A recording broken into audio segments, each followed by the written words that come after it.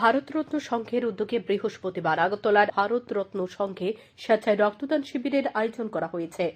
রক্তের সংকট মেটাতে রাজ্য জুড়ে চলছে রক্তদান শিবির। লোকসভা নির্বাচনের দিনক্ষণ ঘোষণা হয়ে গেছে। যুবকরা এখন ব্যস্ত রাজনৈতিক কার্যকলাপে।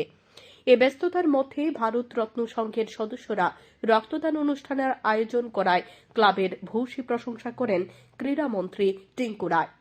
পাশাপাশি তিনি রাজ্যের ক্লাবগুলির প্রতি আহ্বান করে বলেন, শুধু রক্তদানের মধ্যে সীমাবদ্ধ থাকলে হবে না, আরও বিভিন্ন সামাজিক কাজেও এগিয়ে আসতে হবে।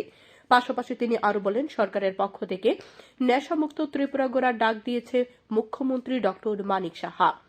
নেশামুক্ত ত্রিপুরা তখনই সম্ভব হবে যখন বিভিন্ন ক্লাবগুলি এবং ক্লাবের সদস্যরা এগিয়ে আসবে, তখনই সেটা সম্ভব হবে।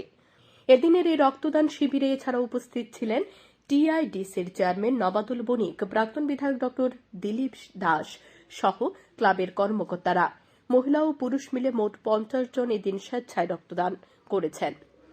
ক্লাবকে ওরা বরাবরই সামাজিক কাজ করে, কিন্তু এটা একটা গুরুত্বপূর্ণ বিষয় হলো ইলেকশন ডিক্লেয়ার হয়েছে, চারিদিকে ইলেকশনের ক্যাম্পেনিং শুরু হয়েছে।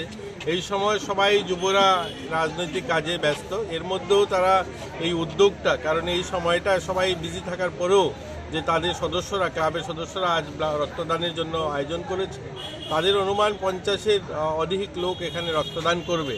তো আমরা তাদেরকে ধন্যবাদ জানাই এই ধরনের কাজের জন্য। আর ভারতরত্ন ক্লাব একটা সুনামধন্য ক্লাব, তাদের বরাবরই একটা সুনাম রয়েছে সামাজিক কাজের ক্ষেত্রে। আমরা চাইব আগামী দিনও যেন সমাজের পিছিয়ে পড়া মানুষ, গরিব মানুষ তাদের পাশে দাঁড়ায় এবং সমাজের কাজ করে। রক্তদান তো করছেই, এই ধরনের সামাজিক কাজগুলো ক্লাবগুলো করে।